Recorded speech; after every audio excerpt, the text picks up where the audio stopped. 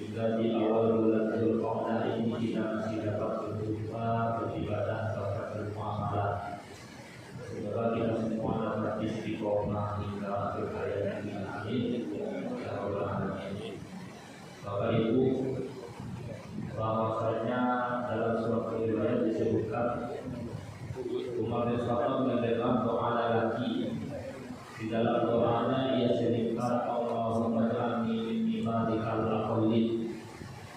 Allahumma ja'alni min ibadikal aqallin. Ya Allah, jadikanlah aku dari golongan hamba yang sedikit, golongan yang seketik. Itu tadi Umar bin Khattab. Kenapa doanya asik dan jalan? Mestinya kita berada dalam kelompok yang banyak. Kemudian singkatnya lelaki tadi berkata bahwasanya aku mendengar firman Allah, wa qalilun min ibadiyas syakur, sedikit dari hamba-Ku yang bersyukur.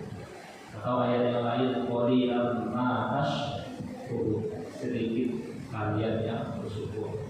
Jadi terkadang dalam ayat Bapak Ibu kita lihat yang seketik itu berada dalam kebaikan.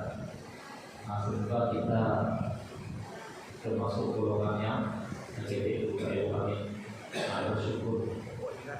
Di antara nikmat syukur, maka kita membangun masjid dan jangan lupa fasol di Rabbi kawan hak. Maka sholatlah kepada Tuhanmu dan berkurbanlah. Itu tadi di awal sudah diingatkan oleh kita pengurus.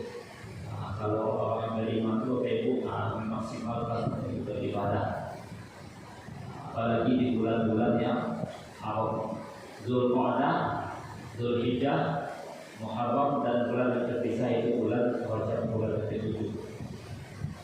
Bapak Ibu, motivasinya disebutkan dalam kitab Tafsir Al-Munir. Jadi ibadah kita itu tidak hanya bernilai ibadah bahkan dipergunakan di khusus bulan Ramadan semata, tetapi bulan haram yang 4 juga bisa Bapak Ibu. Di antara 12 bulan itu minha arba'atun hurum, ada 4 bulan yang mulia. Maka kata Syekh Muhammad Al-Ghairi rahimahullah, ia sebutkan dalam kitabnya Bapak Ibu, anna ta'ah fiha asyaddu taubah. Ketika amalan yang dilakukan terlebih di 4 bulan yang mulia ini, maka pahalanya bisa dilipat gandakan. Dan sebaliknya, wa annal ma'siyah fiha asyaddu wa iqaba. Supaya adil, maka suatu maksiat, dosa yang terlebih dilakukan di tempat yang bulan mulia itu juga dosanya bisa dilipat gandakan. Jadi kelebihan umat Nabi Muhammad itu usia mungkin tak begitu panjang, pendek 60 sampai 80 tahun itu cukup langka. Oh, itu sempurna itu kita begitu. Main banyak usia 40 tahun atau 80 tahun. Nah, seketik. Nah, semoga kita nanti yang seketik itu dapat keluarnya. Usia pendek tetapi amal bisa diperbandakan. Nah, itulah kelebihan umat Nabi Muhammad. Beribadah konsisten sejak awal Ramadan sampai akhir, dan moga-moga kita dapat fadilah Ramadan. Pahalanya sampai 1000 bulan. 6 hari bulan Syawal di bulan Ramadan kita lakukan Bapak Ibu. Seakan-akan puasa setahun penuh, puasa sepanjang hari selamanya. Ayo kita Bapak Ibu. Kita Pak. Baik. Dapat dibuktikan Bapak Ibu. Dalam ayat manja adil hasanah, siapa yang telah melakukan satu kebaikan amal soleh, maka baginya 10 kebaikan, 10 pahala. Dalam hadis Nabi, man qara'a harfan min kitabillah, satu huruf saja yang dibaca, satu kebaikan, dikalikan 10. Nah, 1 kali 10, 10. Kalau demikian, puasa di bulan Ramadan ada yang 30 kali 10 berjumlah 300. 6 hari di bulan Syawal 6 kali 10. Ditotalkan 360. Benar 360. Jadi jumlah 1 tahun sekitar 360. Itu maksud pemahaman dalam hadis itu. Jadi Ustaz lebih banyak yang puasa 30 hari, baru ada 9 hari itu pahalanya. Apa? Ada yang 29, ada yang 30. Nah, itu ikhtilaflah malam ganjilnya mah. Nah, maka dituntut kepada kita fokus beribadah sejak awal tanpa memandang tanggalnya, terlebih dikuatkan di 10 malam terakhir. Begitu juga wasiatnya Nabi kepada Abu Hurairah, Bapak Ibu. Kalau kita lihat dalam pengamalan Nabi, Nabi itu sholat tahajud, sholat qiyamul lail, sholat sunnah witir setelah bangun tidur. Tetapi dalam suatu hadis Nabi berwasiat kepada Abu Hurairah, apa Bapak Ibu? Wakataituha, hendaklah engkau sholat 2 rakaat duha. Tapi faktanya Nabi bersabdakan 4, 6 sampai 8 rakaat. Kemudian sholat witir qabla an arqud, dan sholat witir sebelum tidur. Tetapi yang Nabi lakukan setelah bangun tidur. Dan inilah tujuannya supaya memudahkan bagi kita. Mungkin yang terbiasa tahajud 2 jam, atau bola mungkin yang sebalik sampai jam 2. Dikhawatirkan ada tahajud sebelum subuh, maka alangkah mulianya sholat qiyamul lail sebelum tidur, sholat witir sebelum bola setelah isya besar. Sebagaimana Bapak Ibu mengatakan sah sholat witir sebelum tidur, fakta yang di bulan Ramadan witir setelah tarawih sebelum pulang. Sebelum tidur maka sah juga sebelum tidur, baik dalam bulan Ramadan maupun di luar bulan puasa. Karena dulu di belakang kita itu Pak Ibu, Pak Haji. Awal itu Pak Haji, tapi dasar hukum tidak kuat. Awal itu dasar hukum dari jemaah. Tidak sah witir sebelum tidur. Dalam hati itu Pak Haji selama bulan puasa bawa witir. Kalau tak sah, tidak sah juga di bulan puasa. Maka apa yang diwasiatkan Nabi kepada Abu Hurairah tadi, maka sholatlah witir qabla bifaq sebelum tidur. Itu boleh. Tapi ada witir sampai 2 kali. Kalau sekali sebelum tidur, cukup sekali aja witir. Itu terkait sholat sunnah witir. Dan setelah itu Nabi berwasiat kepadanya untuk siang salah ayat berpuasa 3 hari setiap bulan. Tadi konsepnya 3 kali 10 30. Jadi kalau puasa 3 kali dalam 1 bulan, Bapak Ibu, seakan-akan bisa juga puasa seperti 1 bulan lamanya. Nah itu konsep kalau kita maknai di dalam agama Islam, Bapak Ibu. Sedangkan umat terdahulu sebelum Nabi Muhammad usia yang panjang maka banyak amal. Tapi umat Nabi Muhammad usianya pendek, tapi jangan berkecil hati karena pahala bisa diperkatakan terlebih di bulan yang mulia ini, bulan Dzulqa'dah. Itu Bapak Ibu mengawali kajian kita awali dari minimal baca basmalah. Bismillahirrahmanirrahim. Qul abin bi balada'i bismillahirrahmanirrahim wa huwa aqwa. Kata Nabi, setiap amalan yang tidak diawali dengan basmalah maka seakan-akan amalan itu tertolak. Dari sini maknanya Bapak Ibu, tertolak dari rahmat Allah keberkahan. Nah, itu kita mungkin sama-sama belajar, sama-sama tidur, sama-sama bangun, sama-sama beraktivitas kerja, tetapi yang membedakan adalah keberkahan. Maka kita wajib setiap langkah dengan basmalah minimal. Bahkan di mazhabnya Imam Ahmad bin Hanbal, Bapak Ibu, basmalah ini termasuk bahagian wajib sebelum berwudu. Nah, kalau awak dalam mazhab Syafi'i Pak, cukup sunnah, sebatas sunnah. Nah, jadi fadilahnya maka kita awali dengan basmalah dalam setiap penawar kalau dalam terdahulu sebelum berwudu atasnya. Mazhabnya Hambali sampai wajib. Bapak Ibu, kita lanjutkan kajian fikih, yang mana fikih itu adalah al-ilmu wal fahm, ilmu dan pemahaman yang mendalam yang didapatkan dari dalil. Adapun sumbernya sepakat sampai hari kiamat sumber hukum Islam cuma 2, Al-Quran dan hadis. Dari Al-Quran dan hadis nanti digabungkan oleh ulama yang mampu beristihad terkait hasil akhir terhadap hukum pada suatu masalah. Adapun kajian kita pada malam ini kita lanjutkan di bab masih bab bersuci Bapak Ibu, tetapi lebih fokus ke pembahagian air. Bapak Ibu, di awal tadi Allah telah berfirman di dalam kalamnya Quran surat Al-Anfal, wa yunazzilu alaikum minas samaa'i ma'a, yang mana minas sama, dari langit. Apa yang turun Bapak Ibu? Air hujan. Liyutahhirukum bih, tujuannya supaya dapat mensucikan hukum.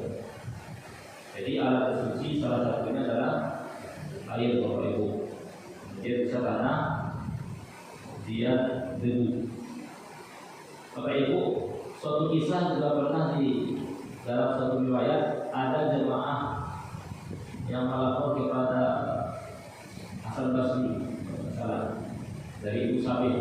Ada jemaah yang sudah menikah dan belum mendapatkan anak.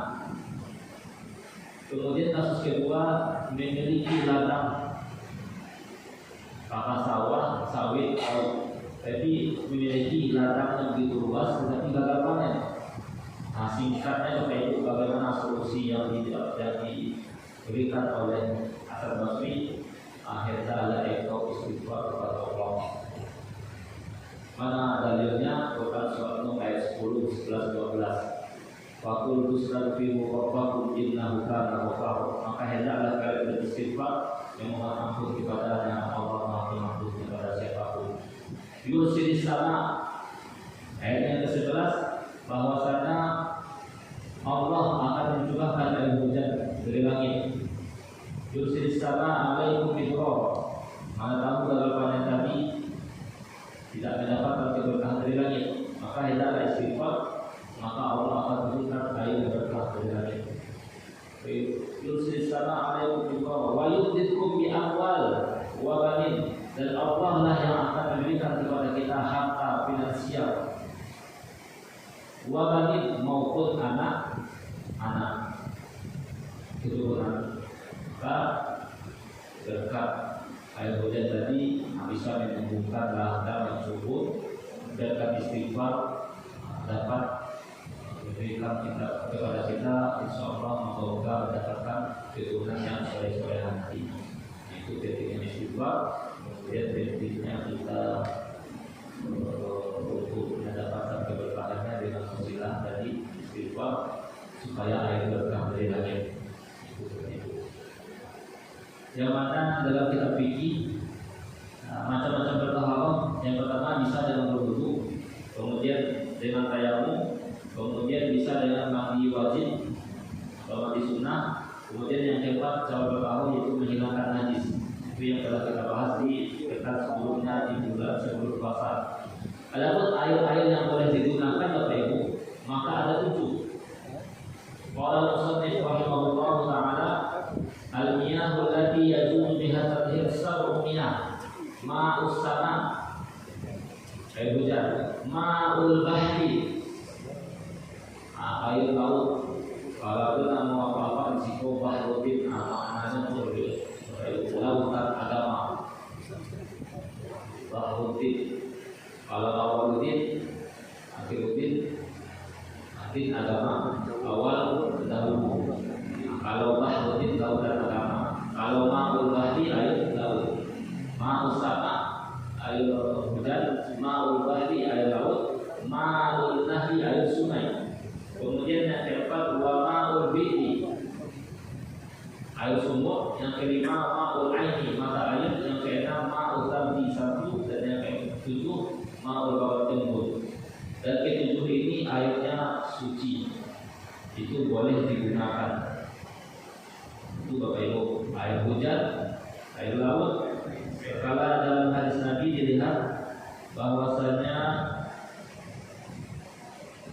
buat tuhur ma'u al-hillu maitatuh, maka laut itu airnya suci dan bangkainya atau ikan itu halal untuk dimakan. Itu terkait air laut. Terkait air hujan tadi dalam Quran surah Al-Anfal. Kemudian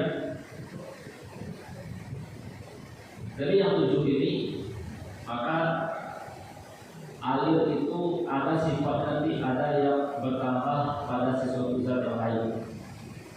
Maka dari yang 7 itu dapat disimpulkan ada 4 air yang bisa menyebabkan itu suci atau tidak suci. Rumusnya 4N. Yang pertama ma'ul mutlak. Yang kedua ma'ul musyammas. Yang ketiga ma'ul mustakmal. Yang keempat ma'ul mutanajis atau air najis. Mutlak, musyammas, mustakmal, najis atau 3M 1M. Mutlak, musyammas, mustakmal dan najis. Semakin dia bagaikan sebuah gunung atau piramida, semakin dia di atas, itu yang paling utama, yang boleh digunakan, yang paling istimewa. Semakin ke bawah maka semakin tak boleh digunakan. Adalah sisu-sisu. Maka yang tertinggi itu yang paling utama. Ma'ul mutlak. Apa air mutlak itu, Pak Ibu? Tahir mutahhir ghairu makruh istimali. Air mutlak itu airnya itu suci zatnya dan dapat mensucikan. Suci zatnya dan dapat mensucikan. Suci zatnya seperti ini. Suci zatnya dan mensucikan. Suci zatnya dan dapat mensucikan untuk berwudu kah, untuk mandi kah, untuk menghilangkan najis kah. Itu ma'ul mutlak. Mana airnya itu tadi? Air hujan kah, sumur kah, laut kah, atau yang lain? Selama tidak bercampur dengan sesuatu apapun. Air kelapa tidak masuk.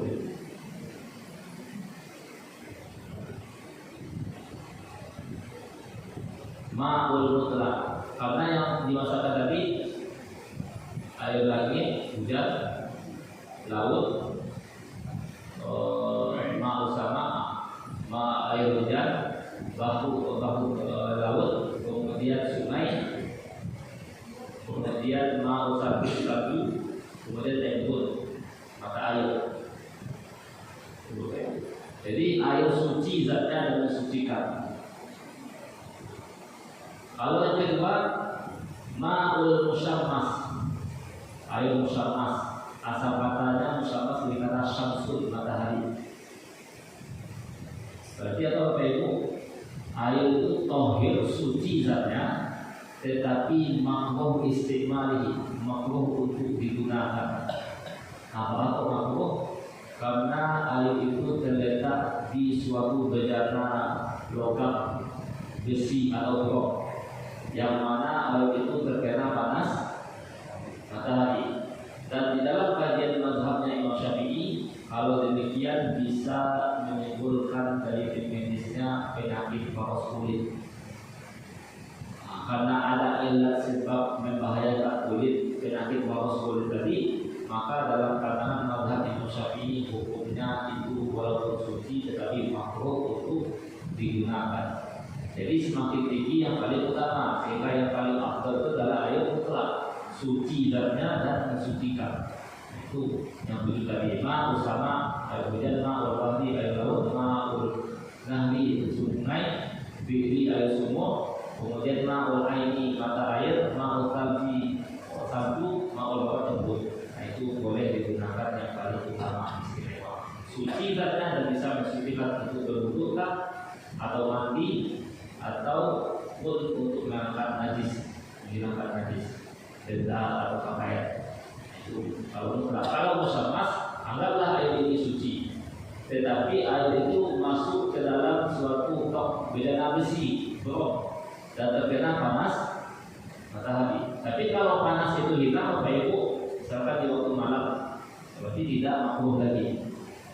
Tetapi kalau di Indonesia wangi Bapak Ibu, kalau dalam waktu siang. Kalau di Timur Tengah memang dipastikan itu panas, karena suhu bisa 46, 49 Bapak Ibu. Kami berjalan ketika pulang kuliah di jam-jam 2 siang, mau di aspal tuh angin awan. Sampai kawan anggarannya FB supaya dingin awan. Itu pengalaman Bapak Ibu. Begitu panas. Tapi kalau di Indonesia kalau ada terkena panas tapi tidak panas, tidak masuk. Ini syaratnya terletak di bejana logam besi, terkena panas matahari. Nah itu yang akan menimbulkan mungkin ada perbedaan yang akan membahayakan kulit. Jadi untuk kain ilat sebab makruh untuk digunakan. Tapi kalau hilang maka tapi kalau air dispenser Bapak Ibu boleh nak? Boleh. Boleh saja karena bukan sekedar bapak panas matahari langsung. Itu yang dimasak. Nah, itu terkait ma'ul musyammah. Adapun yang ketiga Bapak Ibu, ma'ul mustakmal. Air mustakmal yang telah digunakan atau yang mukhalatoh, yang bercampur. Maka ada dua poin yang mustakmal Bapak Ibu. Kalau tadi ma'ul mutlak suci zatnya dan disucikan, paling utama digunakan. Kalau yang kedua suci zatnya tetapi makruh untuk digunakan. Apa contohnya? Air yang terkena panas matahari di logam besi. Yang ketiga ma'ul mustakmal. Apa itu mustakmal? Tahir ghairu mutahhir. Suci zatnya tetapi tidak mensucikan. Contoh, itu suci tidak Bapak Ibu?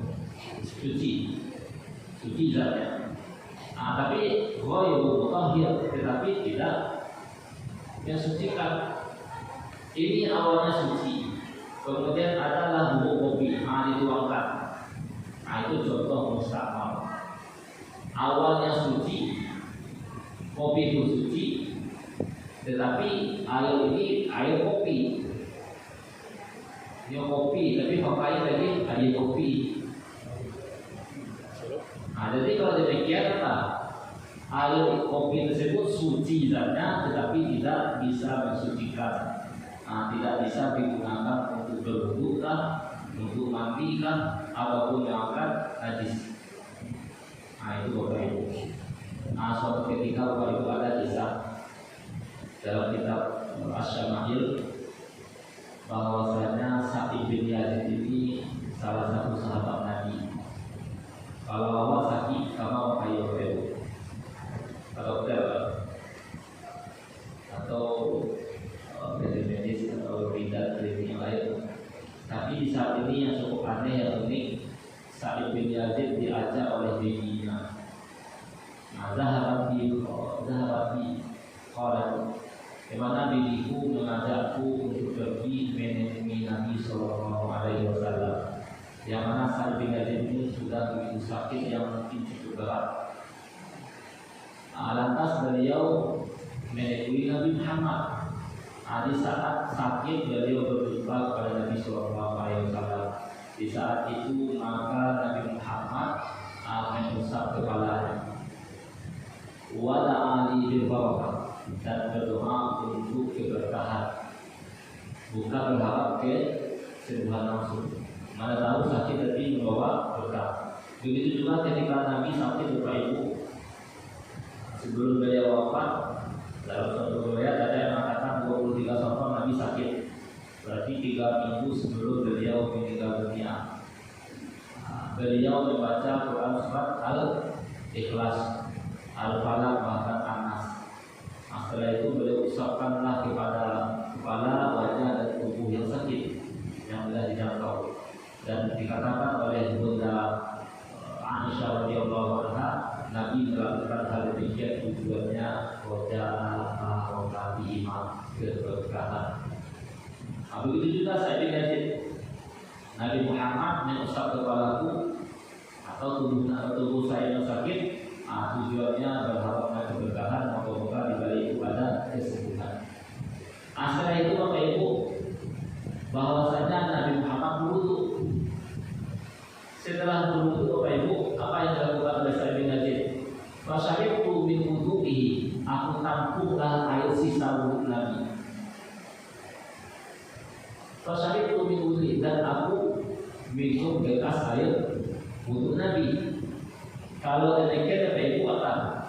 Dalam fikihnya maka bekas air wudu itu tetap suci, tetapi ghairu mutahhir, tidak mensucikan. Apa dilakukan Sa'id bin Yazid Bapak Ibu boleh berharap keberkahan karena lagi tadi kalau aku cukup sakit itu. Aku banyak kada yang lain lagi kan besar. Kalau Nabi itu yang maksud jelas.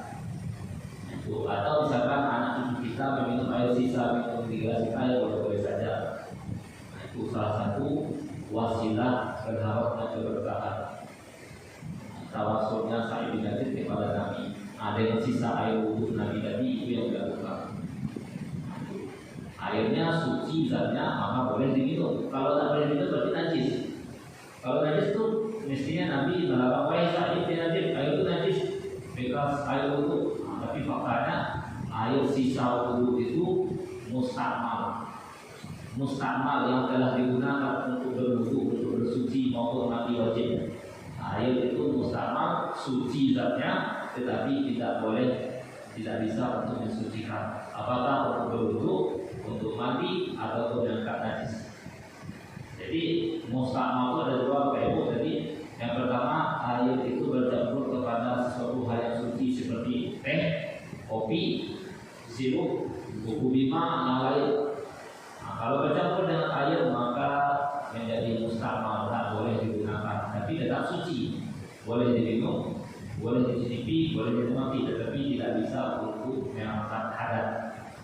Begitu juga poin kedua nomor mustakmal, air bekas sisa wudhu. Ibu berwudhu ditampung lah, kemudian sisa tampungan dipakai untuk berwudhu cucuan bisa, karena sudah bekas. Bisa. Maka berdasarkan hadis tadi, Bapak Ibu, Sa'id bin Yazid bertawasul kepada Nabi tujuannya berharap keberkahan. Dan tampaknya Bapak Ibu setelah mengunjungi Nabi Muhammad, akhirnya Sa'id bin Yazid bisa dikatakan tak ada sakit lagi sampai usianya mendekati 90 tahun. Itu Bapak Ibu, Sa'id bin Yazid dalam kitab Syama'il Muhammadiyah di bab kedua. Itu yang disangka oleh Imam At-Tirmidzi rahimahullah. Yang biasanya kalau sakit awalnya dirisuk. Nah, tapi kalau gini, Sa'id bin Yazid ketika beliau sakit, beliau mengunjungilah Nabi Muhammad. Bisa jadi kalau kayak ibu sakit namun sudah bosan akhirnya BPJS, ada itu BPJS tapi obat tak maksimal dikasih. Kalau ingin pakai namanya UB2. Boleh jadi kita mungkin terputus silaturahmi dengan buku yang telah mendapat kita di waktu-waktu kuliah, di waktu-waktu kita mendahului, atau kepada orang tua yang telah membesarkan kita. Kalau masih hidup, silakan berkunjung ke sakit dan awalnya kita berdoa doa ayah dan ibu. Dan awal sakit, awal ditunggu kedatangan beliau. Itu terkait ibu yang mungkin masih muda. Kita ikuti jejak sahabat Nabi yang bernama Sa'id bin Yazid. Itu terkait ma'ul mustakmal. Adapun yang keempat, Bapak Ibu, ma'ul najis, air yang bercampur dengan najis. Dapat dibedakan, Bapak Ibu, yang pertama, bercampurnya itu sampai 2 bulan atau tidak. Kulata ini 2 bulan di sini timbul juga perbedaan ulama. Apakah ada 2 bulan? Tapi 2 bulan. Maka ada ikhtilaf dan pendapat yang mungkin lebih ihtiyat kehati-hatian, yaitu pendapat di dalam kitab Fiqih Mawsu'ah Al-Qawaidiyah Wahbah Al-Zuhaili, yaitu sekitar 270 jilid. Walaupun nanti ada pendapat yang lain sekitar 216 jilid. Dan kalau seandainya dihitung secara sentimeter, Bapak Ibu, lebih kurang panjang lebar tinggi itu sekitar 60 cm. 60 kali 60 kali 60 cm. Lebih kurang setengah pakai sejadah, Bapak Ibu. Kalau liternya sekitar 270, termasuk dalam kitab Wahbah Al-Zuhaili. Air yang najis adalah air yang terkena beda najis. Yang pertama, air yang sedikit atau ma'ul qalil, yaitu air yang tidak sampai 2 gelas, tidak sampai sebanyak 270 liter. Maka air sedikit itu adalah air yang volumenya tidak mencapai 2 gelas. Air ini akan langsung menjadi najis bila terkena beda najis. Meskipun sifatnya tidak berubah, baik wujudnya launihi warnanya maupun rih baunya. Asalkan ada najis, air pun tak sampai 270 gram, maka tetap dihukumi najis. Bagaimana seandainya kalau apa sumbernya Bapak Ibu?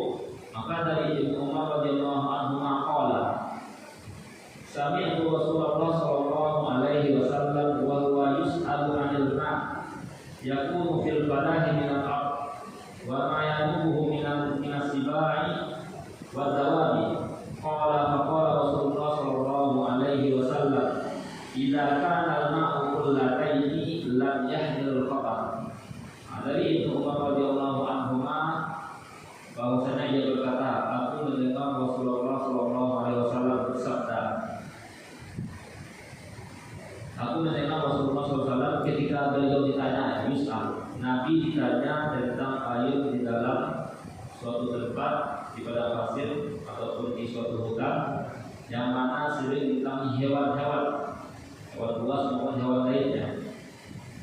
Kemudian beliau Nabi Shallallahu Alaihi Wasallam menjawab, apabila volumenya 20, maka air tersebut tidak mengandung najis. Tapi kalau seandainya lebih dari 20, bagaimana Bapak Ibu? Berarti ada dua. Sampai 20 atau tidak. Kalau melebihi 20 maka tidak dianggap najis. Tapi kalau tidak mencukupi 20 maka dianggap najis. Itu hadis riwayat Nasai, Abu Daud, Ibnu Majah maupun Ibnu Tirmidzi. Jadi solusinya Bapak Ibu menangani semua perbedaan macam-macam air itu, datang yang lebih utama seperti ma'ul mutlak, air suci saja dengan sertifikat. Kalau demikian yang paling utama berwudu menggunakan air keluar. Kenapa? Karena tidak akan mengganggu terkait pelaksanaan wudu. Kalau air tak menimbulkan itu was-was di sebagian jemaah. Yang kedua, kaifiyah pelaksanaan cara berwudu kita juga mungkin mengganggu. Memegang gayung juga sekaligus berwudu itu jalan. Tapi kalau air berwudu menggunakan air keluar langsung, maka ada muskilah, ada penghalang langsung berwudu. Dan kalau kita berwudu Pak Ibu, ketika memasuk tangan, nah kalau pakai gayung kan mengangkat, sedikit terhalang. Dan biasanya kalau pakai gayung, kalau dilihat anak-anak Pak Ibu siku dahulu. Nah kalau dilihat secara tekstual eksplisit ayat apa? Kalau siku wujuhakum, hendaklah basuh wajah kalian, kemudian wa aydiyakum, dan kedua tangan ilal marafiq, sampai kedua siku. Nah, kenapa kita berwudu dalam ayat tadi Bapak Ibu, ujung dari sini sampai siku, tidak terbalik, bukan sini sampai ke sini. Nah, berdasarkan tim medis Bapak Ibu, kalau seandainya di sini kita kenalkan di buku ini kadang bisa menempel kuman bakteri yang lain. Nah, maka supaya lebih optimal, maka ini terlebih dahulu dan nanti berakhir kan berwudu sampai di sini. Nah, itu. Jadi mungkin itu. Tapi kalau di sini maka nanti akan seakan-akan nanti bisa tertinggal kuman atau yang lain. Jadi nah itu mungkin kalau mau dikaji logikanya terkait kenapa yang didahulukan dihindari, kemudian nanti akhirnya di siku dan sebalik. Tapi kalau dari siku ya sama itu. Jadi mencuci kedua tangan sampai siku. Tapi setelah eksplisit ayat mulailah dari tangan sampai ke mahofin kedua siku. Dan untuk kehati-hatian tidak sampai siku pas, maka dilebihkan Bapak Ibu. Itu terkait polanya. Nah, itu mungkin terkait kebahagiaan air Bapak Ibu, di mana air itu ada 7 tadi, ma'us sama, air hujan, dan ini yang paling utama. Kemudian ma'ul bahri, air laut, kemudian ma'ul nahri, air sungai, kemudian ma'ul bibi, sumur, ma'ul airi, mata air, ma'ul tardi, satu, ma'ul babat, timbul. Timbul pertanyaan Bapak Ibu, bolehkah berwudu dengan air zam-zam? Boleh Bapak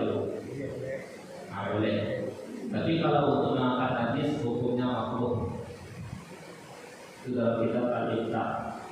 Jadi kami pernah dulu Pak Ibu, karena kita pada Syafi'iyah sekolahlah fikih Syafi'i di waktu tawaf. Ternyata tak bisa karena ini ada kaki oleh Mama India Pak Ibu. Hanya bagi itu tuh, padahal dia menjak. Akhirnya Pak mencoba berwudu. Tapi berwudu lihat itu ada polisi di sekitar Ka'bah. Nah doa kami coba berwudu dengan zam-zam yang tersebut yang ada di tepi. Karena kalau kita toilet jauh, itu pernah. Bahkan memang kabarnya ada yang sempat membagikan badannya dengan zam-zam supaya sembuh. Karena sakitnya berbiasa menahun lebih. Masalah di bagian pencernaan. Coba bagi dua ada zam-zam. Semoga dapat berkenan. Jadi kalau berwudu jangan ada boleh. Tapi kalau awak risiko dia tidak cukup. Tapi tak sah nanti. Karena cukup segelas atau sekian itu terkait dengan zam-zam. Kemudian dari tujuh air tadi maka bisa nanti tergolong apakah air itu mutlak, itu yang paling utama.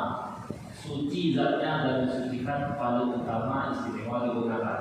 Sedangkan yang kedua ma'ul musammas, suci zatnya tetapi makruh untuk digunakan. Suci zatnya mensucikan tetapi makruh untuk digunakan. Kenapa? Karena ada kemungkinan penyakit boros. Yang terletak di bejana besi, air ini suci mensucikan tapi dimasukkan ke dalam tong besi.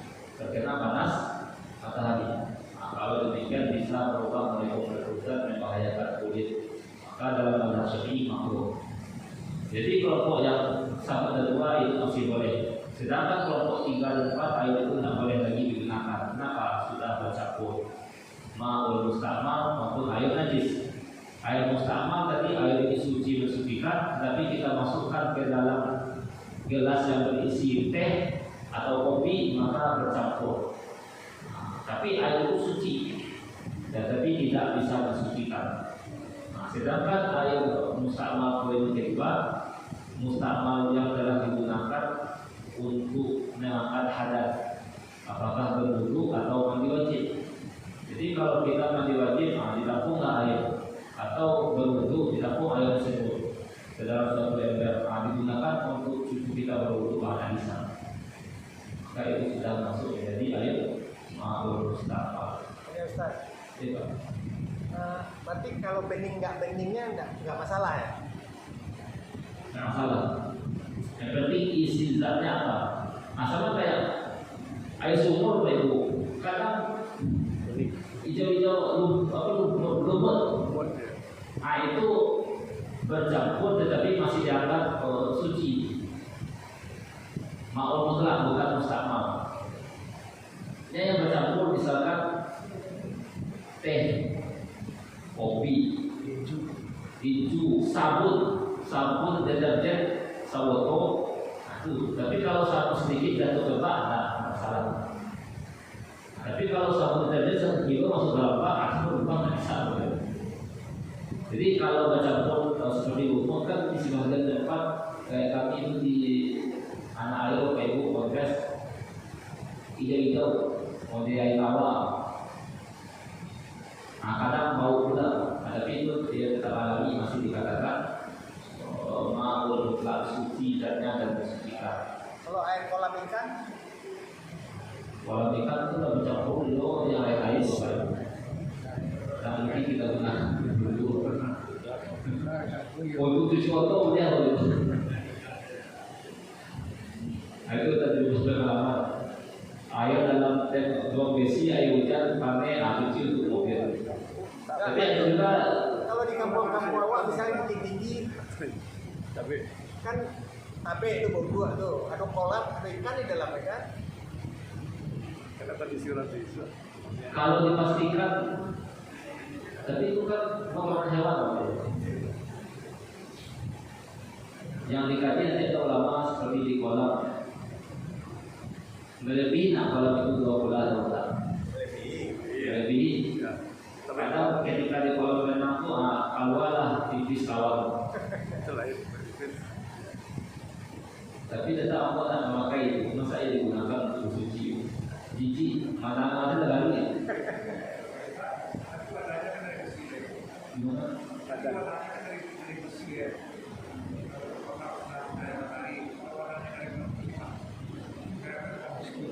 Alat musal masuk apakah mempunyai warna atau tak, yang penting kalau terletak di suatu bidang besi atau logam atau telur, walaupun tidak berpengaruh warna, kita tak mampu. Nah, kalau di plastik Oh plastik tak? bisa pakai iya waktu kan? Oh, tak. Nah, Yang besi juga itu. atau zaman Nabi dulu ada plastik. Mau kawan. Kalau Nabi makan di makan tahu ngapain? Kalau plastik mau kawan. Jadi yang dikatakan Syamsul itu terkena panas matahari, syaratnya bau besi, bukan plastik, bukan kalah, bau besi. Besi itu nanti akan timbul kawan ataupun molekul-molekul di atas. Terjadi reaksi antara besi dengan air. Termasuk kenapa laki-laki tidak dibolehkan memakai cincin emas, karena membahayakan hormon bagi laki-laki dari segi kajian biologi. Harus juga mungkin kalau di wanita hormon yang pas, maka dari mata ibu tetapi setiap tahun dari hamil.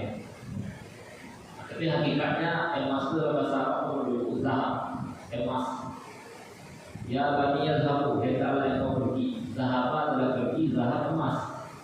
Jadi filosofinya baik setiap kita yang memiliki emas pasti akan pergi. Apakah kita yang pergi meninggalkan emas karena meninggal dunia, atau emas yang pergi meninggalkan kita ketika di lampau. Dan hakikatnya semua harta tidak akan ada yang membawa kita bersehat kecuali dalam bentuk sedekah. Sebaik sedekah itu sedekah pertama yaitu masalah di waktu awal. Bagi yang mampu berkelebihan dengan siap maka hendaklah berkorban di sini, tidak di kampung. Karena korban itu dari kata Allah yang paling mudah. Kecuali di sekolah wanita sampai itu tapi kata sekian ada berapa atau berapa itu. Karena korban itu yang lebih dekat di kita. Bapak Ibu kalau sakit saya berdahulu yang mengatakan kita kejalannya. Pasti tetangga dekat. Aku kau lihatlah sekarang kau ketika Insyaallah ilaha illallah anta kalau banyak apabila itu hidayah. Wassalamualaikum warahmatullahi